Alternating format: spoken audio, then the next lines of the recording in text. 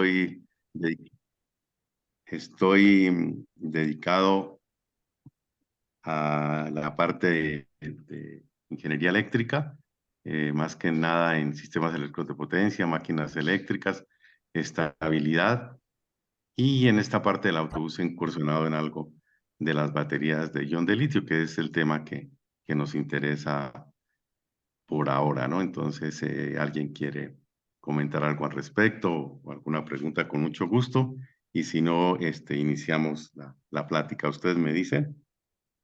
Inicia. Adelante. Sí, por favor, doctor, cuando usted quiera comenzar, la sala está abierta para usted. Bueno, muchas gracias. Entonces, bueno, el título ya lo hemos comentado.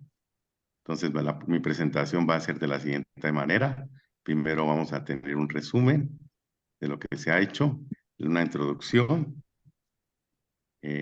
condiciones experimentales que se hizo en el laboratorio, sobre todo con esta parte de la carga y descarga de las baterías, con inclusión de supercapacitores y todo lo relacionado con el control del autobús, resultados y discusión. Luego tendremos las conclusiones y los agradecimientos a todos los que han participado. Bien, la idea surge en construir un autobús híbrido. Esto ya fue hace algunos años. Eh, Realmente el interés por construir autobuses híbridos se ha perdido totalmente y esto pues se diseñó el autobús, funcionó, como lo vamos a ver en un video, pero ya no hubo más interés, entonces ahí nos quedamos en esta parte. Diseñamos y construimos el autobús. Dina tuvo mucho que ver aquí, también el CONACYT nos apoyó y por lo tanto también el Fondo de Innovación Tecnológica de la Secretaría de Economía nos dio un premio por los pymes de ese año, en virtud de que el prototipo funcionó. Y bueno, como sabemos, Dina es una eh, empresa que hace autobuses y que es 100% nacional. Es conocida por todos y está en Hidalgo, en Ciudad Sagún, y pues hasta allá fuimos a trabajar esta parte del autobús. Como lo comentaba también, hubo el apoyo de la empresa BEC, que es una empresa que se dedica a la producción, a la construcción de motores, de generadores, de transformadores y por lo tanto al control también de estos motores. Entonces ellos nos donaron esta parte que fue fundamental para poder trabajar. Y en unión de todas estas empresas y de la UAM, pudimos diseñar este autobús híbrido, que pues por lo tanto funciona con la parte eléctrica y como lo he comentado con la parte diésel. Y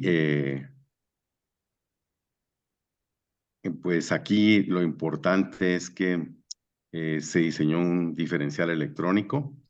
Esto tiene la facultad de que al diseñar el diferencial electrónico podemos hacer más eficiente y ocupar mucho menos espacio que el calabazo, que lo llaman así la parte mecánica, que es el diferencial mecánico que ocupa mucho espacio. Al disminuir este espacio, ¿qué ganamos? Pues ganamos que podemos tener un autobús de piso bajo. Entonces es importante tener ese autobús que no necesita plataformas como lo tenemos con el Metrobús. Se tienen que hacer plataformas y aquí eh, el piso está al nivel de la acera o del andén o de la banqueta y podemos acceder más rápido al autobús. Y esto también para las personas que van en sillas de ruedas, eso es una ventaja importante. Y aquí vimos también que con este diferencial electrónico acoplamos los motores a las llantas traseras con la tracción trasera. Entonces acoplamos un motor a cada llanta mediante un control electrónico para poder maniobrar este vehículo. Ok. Entonces, bueno, Perdón, antes que sí, siga, Carlos. WEG es una compañía de capital, ¿de qué país o es mexicana? bueno, Becker nace en Brasil Ah, ok. y bueno, se pronuncia Beck Ok. precisamente porque es una descendientes De de alemanes. alemanes. Sí. Entonces ellos fundan esa compañía en Brasil, luego ellos compran toda la fábrica de motores de ABB que estaba en Tlanepantla y fundan una compañía en Huehuetoca. Entonces esta es la historia de la compañía. Ah, ok, gracias. Perdón, sí, sí. Sí. Entonces, bueno, en la propuesta con Dina One se utilizó la más alta tecnología de tracción y también lo que nos compete, o sea, aquí que es la parte interesante, el almacenamiento de energía. Esto es lo que más nos interesa y esta es la parte más importante que tenemos en esta red. Entonces, esta sería la parte donde yo podría aportar y podríamos ver algunas situaciones importantes, no solamente con la cuestión de la batería, sino también de los supercapacitores y vamos a ver a detalle ¿en qué influyen estos supercapacitores con la batería? Claro. Se utilizaron baterías de ion de litio, entonces estos supercapacitores tienen la ventaja importante de que pueden absorber mayor corriente con evitar el detrimento de las baterías cada vez que se arranca un motor Ujú. y la Vale. corriente es muy alta y este se va deteriorando. Entonces, al deteriorarse, pues es un problema que va en detrimento de la vida útil de las baterías. Y pues eso fue lo que empezamos. También teníamos la idea de acoplarlo con celdas solares. En fin, esto no se hizo. El prototipo llega hasta un punto que lo voy a explicar hasta dónde alcanzamos a llegar y qué fue lo que alcanzamos. Bueno, esto es importante para la cuestión del transporte urbano, sobre todo también que se ve algo del frenado regenerativo, que lo vamos a ver. Y como lo hemos comentado, esta sería una alternativa adecuada para el Metrobús. Importante porque es más económico en el sentido de que no tienen que hacerse los andenes y todo esto está parafernalia para hacer cada estación y más costo. Y bueno, vamos a tener flexibilidad de servicio. Pues también aquí tenemos que ver que este vehículo requiere poca energía para mantenerla a la velocidad crucero. Sabemos que la velocidad crucero es una velocidad óptima para ahorro de energía y frenar para el descenso de los capacitores, en este caso, que almacenan una energía para que la entreguen después, en el caso de los arranques. Y no, además de que evitamos que las baterías tengan esa fuerte corriente, pues también esa energía la podemos almacenar. Entonces, esto es muy importante en cuestión de ahorro de energía. Vamos a ver cómo es el, el diagrama esquemático de un autobús híbrido, del que hicimos. Entonces tenemos una planta generadora. La planta generadora es una planta diésel, un rectificador de tensión, un control de flujo de corriente, un convertidor CD-CD, un banco de baterías, que es la que estamos hablando de ion que se compraron y se utilizaron para este caso, un sistema de control, un inversor de frecuencia y el motor de inducción. Este sería el diagrama esquemático. Ok, entonces, a Entonces, ver, esta quiero propuesta. comprender, disculpa. Entonces, lo que tú vas a trabajar siempre, cuando dices, siempre uno cree que cuando es diésel y eléctrico es que quiere decir que vas a tener los dos motores, pero aquí nada más vas a tener un motor eléctrico, ¿verdad? No, no, ¿Es no. eso? En ¿No? la Ah, planta generadora, por eso es ok, híbrido.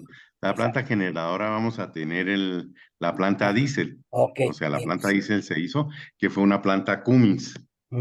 Una planta, o sea, en este caso es un motor Cummins. Y Ajá, pues estamos hablando que esto es una simbiosis entre la planta y el motor, en el sí, cual va a haber un intercambio de energía para poder cambiar las baterías. O sea, esta es una parte del control y es una parte Sí. de una retroalimentación. Ok, de acuerdo, gracias. Disculpe, perdón, ¿Sí? el Sí. doctor Guadalupe quiere preguntar algo. Lupe, por favor. Sí, está muy bien el diagramita. No sé si eventualmente nos vas a hablar un poquito más del banco de baterías o vas a estar mucho más Sí, enfocado. sí. Bueno, no, este diagramita es muy General, sucinto, pero bueno, sí. más adelante voy ¿Cómo? a presentar un diagrama más completo Gracias, sí, para poder general, entender. Esto es como la sí. noción, ¿no? Órale, De qué gracias. es y cómo se está tratando y es algo más didáctico, pero vamos a ver a detalle, nos vamos a meter a detalle cómo va a ser cada uno del equipo, cómo se construyó el autobús. Nada más para preguntar, ustedes como con la parte eléctrica, que son de allá de ingeniería eléctrica, ¿se encargan más del control o más con los convertidores? ¿O cuál es la parte más de investigación Fuerte. que hacen? Bueno, aquí nos encargamos del sistema de control, también en la cuestión de la carga y descarga de baterías y también de la parte eléctrica, del funcionamiento del motor de inducción y el intercambio de energía. Y sobre todo aquí, algo importante que es, como lo comentaba, el diferencial electrónico. También tiene una parte electrónica o colaboración de alumnos de electrónica y esto es una situación importante. O sea, lo vamos a ver, Ok, hay algo importante. O sea, por ejemplo, cuando hay cosas que yo no sabía, pero que va aprendiendo uno cuando está diseñando este sí. tipo de situaciones porque son más de la parte mecánica. Uno siempre piensa que las llantas todas giran al mismo tiempo. Pues había un chiste, ¿no? ¿Cuál es la llanta que menos gira en una curva, por ejemplo? En un carro, la respuesta es la llanta refacción, pero ese es un chiste que la gente siempre Muy dice, bien. ¿no? Pero la verdad, o sea, ¿a dónde nos vamos? Esto es un antecedente para decir que las llantas no giran al mismo tiempo. Cuando Ujú. hay una curva, una llanta gira más lenta que la otra. Y para eso es la parte importante del diferencial electrónico, que se Ok. encarga de coordinar esto. Ujú. Entonces Sí. hay un motor que, bueno, algunas cosas no las hicimos nosotros. Se mandó a hacer esta parte del motor reductor y que pudiéramos tener la posibilidad de que si gira una llanta más que la otra, que esto tenga que ver con el control y tiene que ver con sensores y tiene que ver con toda la parte del control electrónico, ¿no? Entonces, pues eso lo vamos viendo, vamos a más a detalle. Entonces, ya lo había comentado, que eso es importante que sea un autobús de piso bajo y eso se le debe mucho al diferencial electrónico. Y pues esto ya lo comenté, que en el diferencial electrónico permite que las ruedas derecha e izquierda del vehículo giren a revoluciones diferentes según este se encuentren tomando con una curva hacia un lado o hacia otro. Entonces, el vehículo toma la curva, por ejemplo, hacia la derecha, la rueda derecha recorre un camino más corto que la rueda izquierda, que es lo que estaba comentando, ya que esta última se encuentra en la parte exterior de la curva. Esto también tiene que ver con la geometría y con la parte física para hacerlo. Y bueno, esto lo hace un diferencial mecánico, que es el calabazo, que es, como lo comentaba, es el que hace que el piso sea más alto. Y al evitar estos componentes mecánicos, entonces utilizamos componentes electrónicos que generan, que evita que se generen pérdidas de rozamiento y desgastes que se obtiene. Y además el vehículo es menos pesado, es más ligero y por lo tanto es más eficiente con el diferencial electrónico. Entonces, bueno, ahora vamos a ver la cantidad del equipo del prototipo instalado. Permiten. El equipo motriz y control proporcionado por la empresa BEC, que es la que estamos comentando, instalado al prototipo. Ellos donaron 2 motores de inducción trifásico de 60 HPs de 4 polos, 440 volts, 220 volts con ese voltaje, un motor de inducción trifásico de 30 HPs, 40 polos, 440 y 220 volts, Hay dos convertidores de frecuencia. Esto fue muy importante para el control, un de CFW11 de 60 HP y 440 de velocidad variable, cada uno para cada motor. Y por supuesto un convertidor de frecuencia CFW11 de 30 HP para el otro motor con velocidad variable.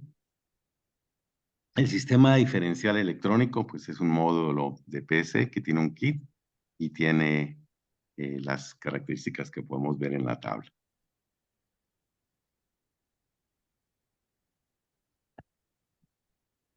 Bien, ahora les comentaba del esquema, entonces vamos a ver el esquema. Este esquema es importante. Aquí vemos las llantas. Importante también, por ejemplo, aquí estamos utilizando frenos ABS, que son frenos que tienen que ver con rozamiento. Y más adelante hablaré de el frenado regenerativo, que aunque no lo hicimos, eso es algo importante que lo podemos contemplar y que se está contemplando ahora en vehículos eléctricos. Entonces, estamos comentando de los frenos ABS. Tenemos el motor de inducción. Tenemos la planta diésel. El inversor. ¿Por qué? Porque pues, estamos utilizando dos motores de 60 HP de corriente alterna trifásicos y necesitamos el inversor para poder utilizar el control. Ahora bien, tenemos un motorreductor que ese es el que tiene que ver con el diferencial electrónico y tiene que ver con el que va acoplado a las llantas. A cada llanta va un motorreductor. Aquí lo podemos ver en la fotografía. Tenemos la llanta y el motor junto con la llanta, que hace el efecto de tracción para cada llanta. Tenemos un sistema de control. Me cuesta un poquito trabajo con el zoom, pero bueno, ahí estamos porque me aparece una barra y me tapa la barra algunas cosas que quiero ver. Entonces tenemos un sistema de control.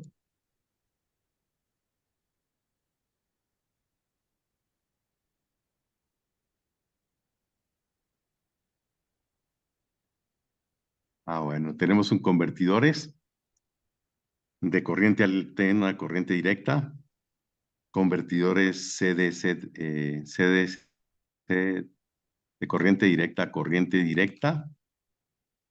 Tenemos las baterías, esas baterías están en el techo. El techo fue diseñado para hacerle que tuviera una cavidad y poder hacer las baterías como lo podemos ver en la gráfica. Y utilizamos también los supercapacitores. Perdón, ¿vas a hablar después del material y de todo, de las baterías y los capacitores? ¿O de Sí, una sí. vez? Bueno, ok, nos Sí, esperamos. sí, vamos a hablar después. Ahorita quiero El esquema que se general. vea el esquema, y el esquema ya Ok, más a detalle, como lo había contado. Entonces, es control sí. de carga y descarga. Y vemos los convertidores, control de carga y descarga de las baterías. Y el frenado regenerativo. Órale. Wow. Entonces, estamos hablando aquí de esto. Aquí estamos viendo todos las pruebas y mediciones que se hicieron, que las voy a ver más adelante a detalle. Vamos a ver esto. Entonces, vamos a ver la corriente de arranque, que eso es importante en los motores y que son las que dañan las baterías. Esa corriente se define como una corriente inrush, una corriente de arranque que es alta y es una corriente transitoria de excitación. Esta se manifiesta durante el arranque del sistema. En máquinas eléctricas, lo primero que nos dicen es que se necesita una corriente alta para vencer sobre todo la inercia del motor, y al vencer esta inercia, pues la corriente es mucho mayor. Eso es en pocos segundos, pero hay el inconveniente de que esta corriente, cada vez que arranquemos el motor o que hagamos pues sí, más que nada en el arranque, vamos a tener un detrimento en las baterías. Eso es a lo que quiero llegar. Y bueno, es importante saber qué es lo que está pasando con esta corriente, con su magnitud de corriente. Como lo estamos viendo en la gráfica, tenemos una corriente inrush, que es una corriente alta, hasta que toma la corriente nominal. Vamos a ver qué cantidad tiene que ver una con respecto a la otra. Entonces, es de 4 a 8 veces mayor la corriente de arranque que la corriente nominal. Incluso puede llegar hasta a ser 10 veces mayor y esto pues tiene que ver con toda la resistencia mecánica que tiene que vencer para poder alcanzar la corriente nominal. Esto estamos viendo que aquí tenemos el parámetro corriente, tiempo, pero pues también vamos a ver cómo es con la velocidad. Pero antes de ver esta corriente, tiene algunos problemas nocivos con la parte o efectos nocivos con parte de los sistemas eléctricos, como caídas momentáneas de tensión, sobretensiones, armónicos temporales, todo que tiene que ver con calidad de energía, estrés electromecánico, los devonados, y también el deterioro del aislamiento. Y bueno, esto puede tener una mayor,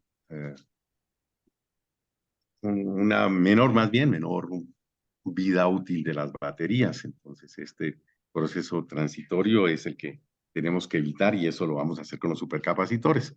Más adelante voy a explicar cuál es el concepto de los capacitores y cómo se tienen que utilizar. Entonces, vamos a ver ahora, el anterior era corriente contra tiempo, ahora vamos a ver corriente contra velocidad del motor. Entonces, en el arranque, es que estamos en una parte donde tenemos que vencer esa inercia, pues podemos tener 6, 8 veces o 10 veces mayor que esta corriente hasta que nos llegue a la corriente nominal. En vacío esta parte es menor y entonces tenemos una corriente mucho menor y eso es lo que tenemos que ver. Y la vida útil de las baterías de ion litio es mayor a las baterías convencionales, eso lo sabemos todos. Y también es mayor a otros prototipos que no utilizan los supercapacitores. ¿Qué pasa cuando tenemos un supercapacitor? El supercapacitor tiene la ventaja de absorber esta corriente para poder utilizarlo y cargar las baterías y que no tenga el efecto nocivo la batería cuando esta corriente es muy alta. Entonces ahí estamos evitando y estamos haciendo que la vida útil de la batería sea mayor. Esto es importantísimo porque el detrimento es muy grande y la vida realmente se reduce muchísimo de una batería y estamos hablando de un vehículo que está siendo utilizado para dos efectos importantes. Uno, de transportar personas y el segundo, de hacerlo en centros o ciudades que son populosas y que tienen muchas paradas. Por lo tanto, pues también se tiene que frenar y arrancar y eso va en detrimento de, de las baterías, que es la parte importante que tenemos que ver. Bueno, ahora hablando acerca del frenado regenerativo, los coches, como lo vimos, utilizan los frenos ABS. Entonces, en el futuro, lo que vamos a tener es que los coches eléctricos van a tener un frenado eléctrico, que por supuesto es algo importante que lo podamos entender, o sea, es algo eh, realmente es muy fácil de entender cuando se conocen máquinas eléctricas, pero bueno, trataré de explicarlo de la mejor manera. Una máquina eléctrica, en este caso un motor, tiene, o más bien la máquina eléctrica tiene la capacidad de ser motor o generador, de acuerdo a cómo lo estemos utilizando. Están las máquinas síncronas, pero en este caso estamos hablando de máquinas asíncronas. ¿Por qué estoy hablando de esta cuestión de la velocidad? La velocidad es importante porque tenemos que ver con el deslizamiento. ¿Qué es el deslizamiento? El deslizamiento es la diferencia que tenemos en la velocidad de campo en el estator con la velocidad del rotor. Entonces, esta diferencia juega un papel importante y si lo vemos por la velocidad del estator, que sería en este caso la frecuencia que tenemos como base, entonces podemos darlo en porcentaje o lo podemos hablar de números. Entonces, cuando tenemos una máquina parada, este deslizamiento va a ser igual a 1 porque omega 0 o la omega del estator tiene un valor y la omega del rotor es 0. Entonces, si tenemos esto dividido entre lo mismo, pues será 1.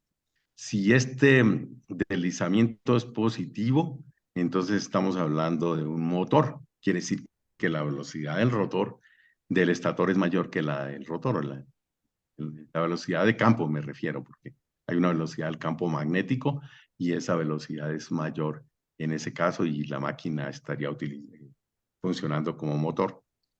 Cuando el deslizamiento es negativo, entonces ahí ocurre lo contrario, la velocidad del rotor es mayor que la velocidad de campo del estator y en ese sentido la máquina funciona como un generador.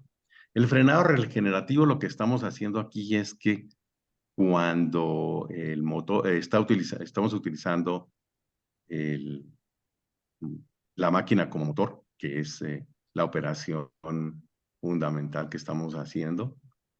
Entonces esta máquina está pues con una inercia y teniendo una carga. El freno lo que hace es cambiar la parte de motor por generador, contrarrestando y aplicando un freno que esa parte hace que ya no consuma, que ya no tenga carga, sino que pase a modo generador y ese modo generador, pues vamos a tener una energía que esa energía va a retroalimentar o a cargar las baterías. Esa es la parte importante de esta parte del frenado regenerativo. Entonces, aquí lo que estamos diciendo es que el modo de funcionamiento cambia generador a motor y esto es una parte en el frenado sobre todo. Existen dos fases. La primera fase es que el freno eléctrico interviene en la electrónica de potencia para variar la fase del motor y convertirlo en un generador. Esto se hace que mientras que el coche frena, además, como lo estoy comentando, recarga la batería de alto voltaje y esta energía no se perderá, que se pierde si no tuviese este sistema frenado regenerativo y esa energía se pierde en forma de calor por el rozamiento de la zapata sobre el disco. El conductor, la segunda fase es pues, si el conductor pisa el freno con más fuerza, entonces interviene el sistema de frenos hidráulico convencional mediante fricción con discos y zapatas y por lo tanto pues está la pérdida que es el calor. ¿Alguien quiere comentar algo? No, adelante. No, pues A ver. escuché algo de ruido, pensé.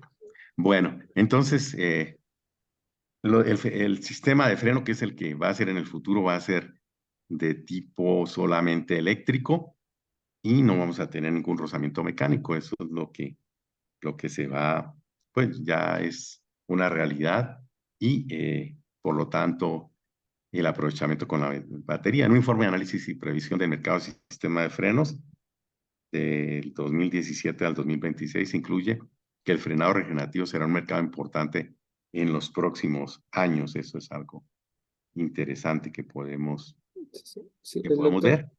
perdón, el doctor Guadalupe quisiera preguntar algo. Lupe, por favor.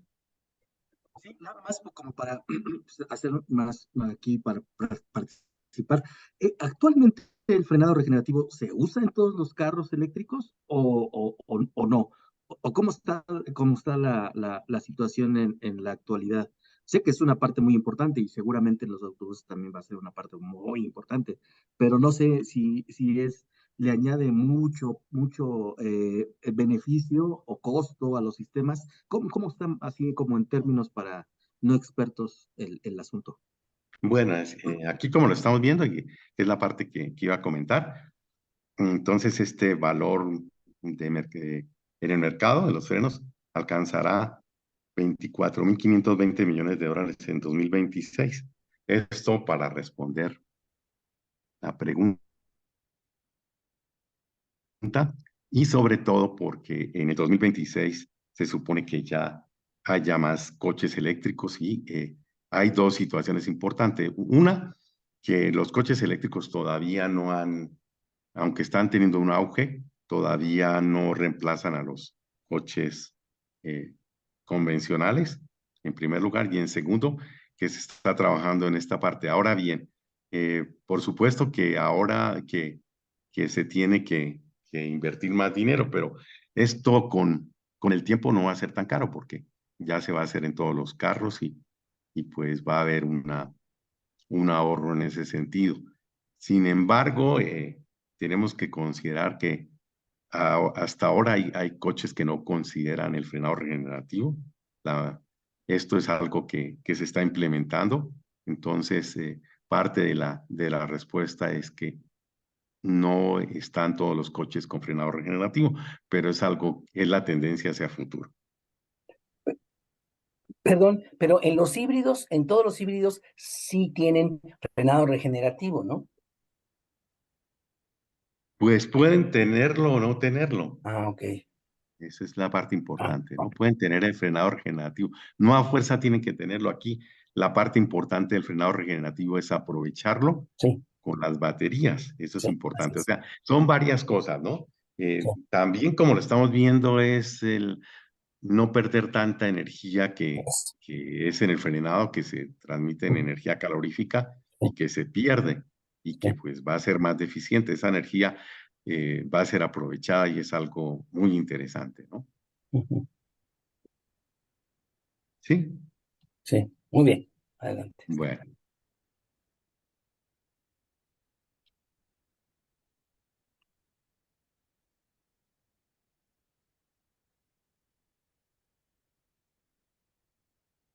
Bueno, continuando nues- eh, con esta parte de que sí, tengo problemas con eso un poco.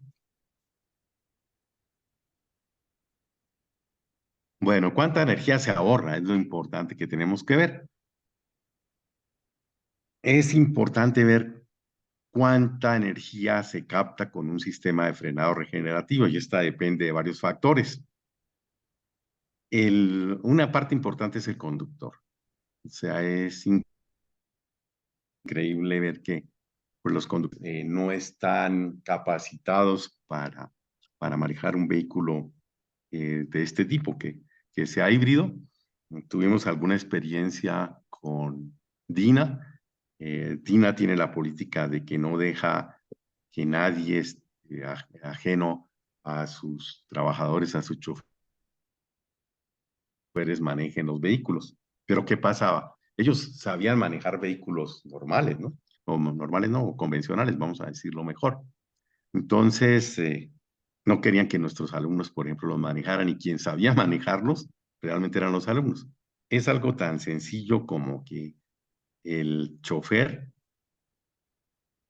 siempre hace lo que hacemos todos cuando estamos acostumbrados o programados para manejar un vehículo, mm, ya sea diésel o a gasolina, en el cual siempre sentimos un arranque cuando metemos la llave y la giramos, el arranque se siente. Entonces, si estamos acostumbrados, el conductor cuando quiso hacer la llave, como no sonaba, nada más es un clic porque es eléctrico, entonces le seguía haciendo, no, no, por favor, no le mueva, ya está encendido, no te preocupes. Entonces es algo importante como eso. Sin embargo, por la política de la empresa, pues mis alumnos tuvieron que decirle cómo lo manejaran y no intervenir en ese sentido. Entonces el chofer es importante en ese sentido y eso es lo que tenemos que ver. En este caso, para capturar esta energía puede oscilar entre el 16 y el 70%. O sea, si estamos aprovechando un 70% es maravilloso y esto también depende del conductor, cómo maneja el vehículo. Se tienen consideradas tasas altas de retorno más altas, pues de retorno del capital.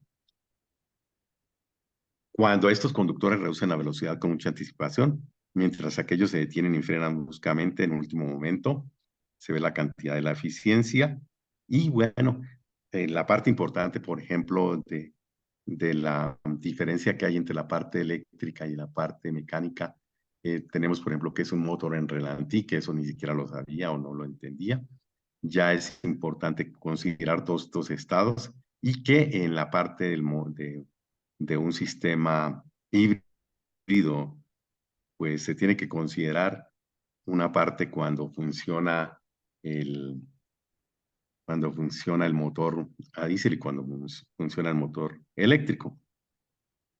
Entonces, en pocas palabras, el frenado regenerativo lo que estamos haciendo es aprovechar una energía que se genera en dos momentos, al frenar o cuando estamos desacelerando.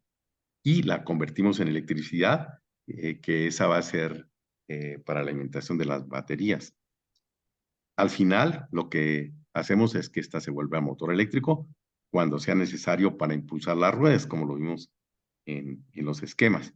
Esa especie de reciclaje de qué, en este caso de energía, es sumamente importante en cuestión de autonomía. La autonomía también es importante en los frenados regenerativos. Bueno, la cuestión es experimentales. Entonces, aquí hicimos de manera exhaustiva unos circuitos de instrumentación. Los alumnos, hay algo muy curioso porque ellos fueron de la época del Atari, de estos equipos o más bien juegos que ellos tenían. Uno de ellos consiguió un acelerador y un freno utilizado en un simulador de este equipo y lo implementamos al autobús. Entonces, ahí eso fue algo importante y se tiene que evaluar el desempeño. Como estamos hablando de control, pues también se tiene que hacer condicionamiento de señales. Los sensores son importantes. Aplicación con diodos. En el caso del control de las llantas, que es la parte que tiene que ver con el diferencial electrónico, y que se elaboró una metodología para las pruebas, que la vamos a presentar ahorita. Para la obtención de parámetros del motor de inducción, se presentan los resultados de las pruebas experimentales de arranque en vacío, de la carga de la flecha, el cortocircuito, la corriente directa, medición de resistencia óhmica, variación de frecuencia y voltaje. Todo esto, como sabemos, tiene que estar normalizado. Y pues las normas a las que nos referimos es la norma 112, lo hicimos normalizado, que es la norma 112 del IEEE. Esa fue la que utilizamos. Aquí tenemos el freno que estaba comentando, que los alumnos lo hicieron, cómo íbamos cambiando aquí para la velocidad, para el pedal, perdón, para ver esta parte y ver el control. Se midió pues la corriente, se diseña una interfase para comunicar el pedal de velocidad, en este caso es el pedal de velocidad, con el de variador de frecuencia. Si variamos la frecuencia, podemos también tener que ver que variando la frecuencia, pues variamos la velocidad, entonces podemos controlar a través de la frecuencia la velocidad del motor, como se muestra en la figura. Se diseñaron 3 fuentes de voltaje simétricas con más o menos 5 volts, más o menos 15 volts y más o menos 30 volts para alimentar las tarjetas del prototipo desarrolladas. Aquí estamos viendo esto en el osciloscopio, cómo es. Aquí estamos viendo que es carga y descarga de supercapacitores. Recuerden que estamos hablando de supercapacitores. Medimos cómo es la carga y descarga. La zona inicial, la carga máxima eran 670 volts. La curva de descarga en condiciones estables. La zona de descarga, que sería esta, que sería 540 volts. Y la fluctuación de voltaje, ¿en dónde? En el arranque. Ahora, bueno, vamos a ver carga y descarga en función del tiempo. Entonces, en el tiempo, en 2 horas, 2.50 horas, tenemos este periodo.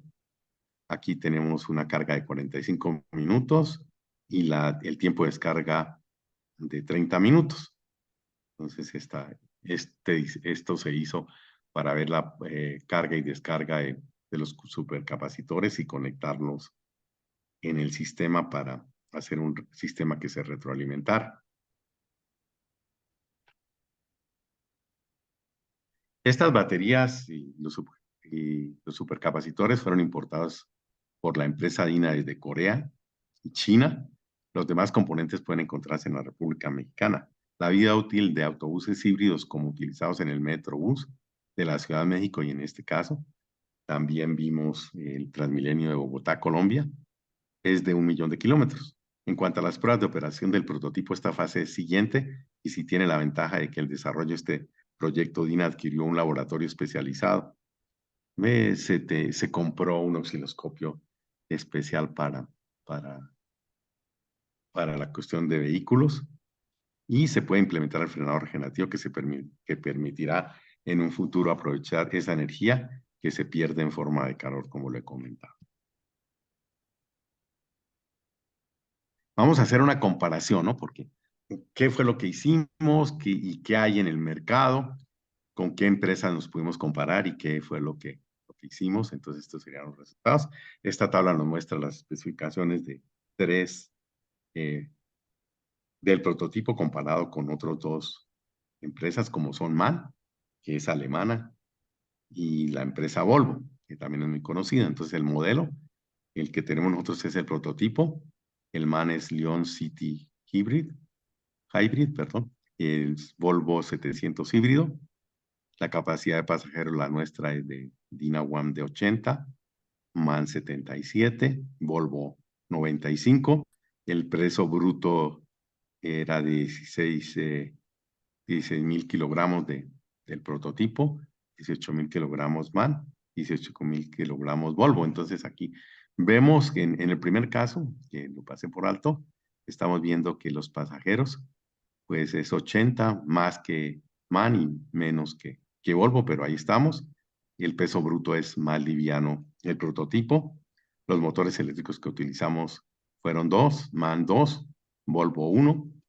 El motor eléctrico es 2 de 60 HP, el de MAN 2 de 75, pues, por supuesto gasta más energía, y Volvo también gasta más energía porque son 160 HP. Generador diésel de 35 kilowatts, 4 cilindros, de 184 para MAN, 6 cilindros, 210 HP para Volvo.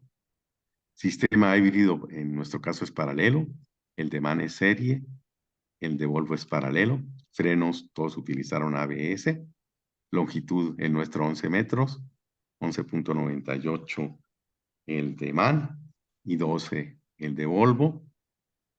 La velocidad crucero en nuestros 60 kilómetros por hora, el de MAN 40 a 50 kilómetros por hora y de Volvo 20 kilómetros por hora. Estamos en ventaja con nuestro prototipo. Aire acondicionado no, pero sí se puede implementar.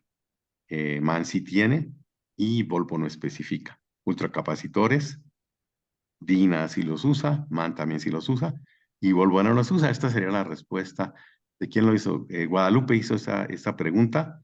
Entonces, no todos los híbridos utilizan ultracapacitores en este caso.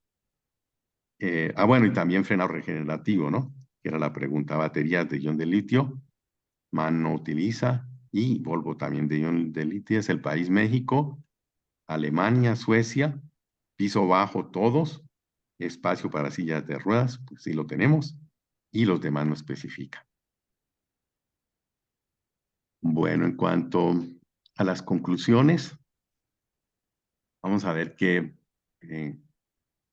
en cuanto a la parte ambiental, se reduce hasta el 30% de las emisiones contaminantes, que caen entre 40 y 50%. Además, el arranque silencioso, como lo comentaba.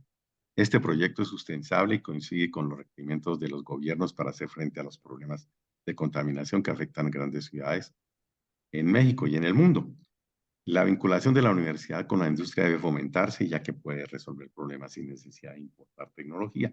Este proyecto recibió el galardón al mejor proyecto de innovación en el marco de la Semana Nacional PYME del 2012. Y bueno, aquí estamos dando los agradecimientos al Fondo de Innovación Tecnológica de la Secretaría de Economía, CONACYT, a la empresa DINA de Camiones, a la empresa BEC de México y los colaboradores de este proyecto que fueron alumnos de la UAM. Ellos ya son ingenieros, esto ya se hizo hace algún tiempo, entonces ellos ya están trabajando y son los nombres de los alumnos que trabajaron acá. Entonces,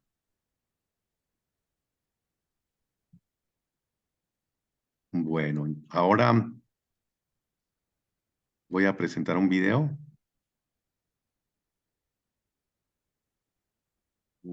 del prototipo. Es un video, pues es...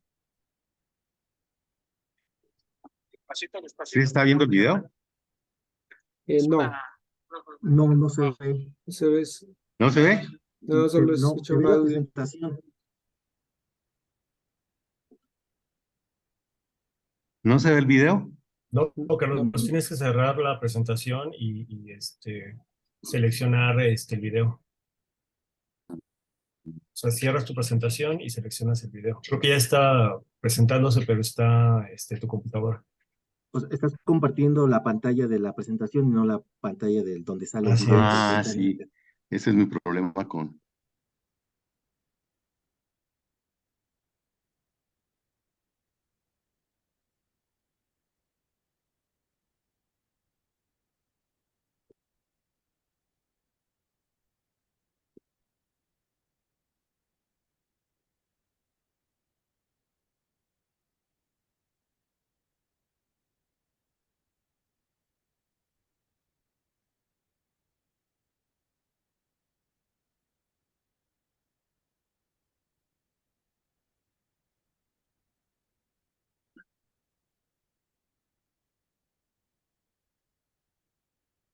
A ver, entonces lo presento y cambio el modo, ¿no?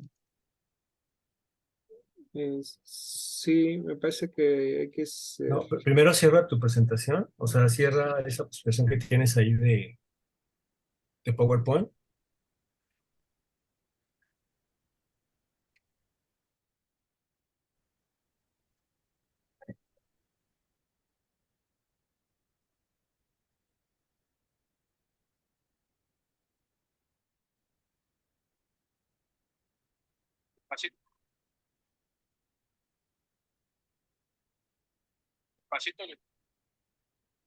Ah, voy a intentarlo. Entonces es aquí en la presentación. Ya. ¿Se ve? Sí, Sí, ya, ahora ya, sí. ya. Voy a desconectar mi micrófono para que no haya ruido. Entonces, pero me dicen si se ve o no se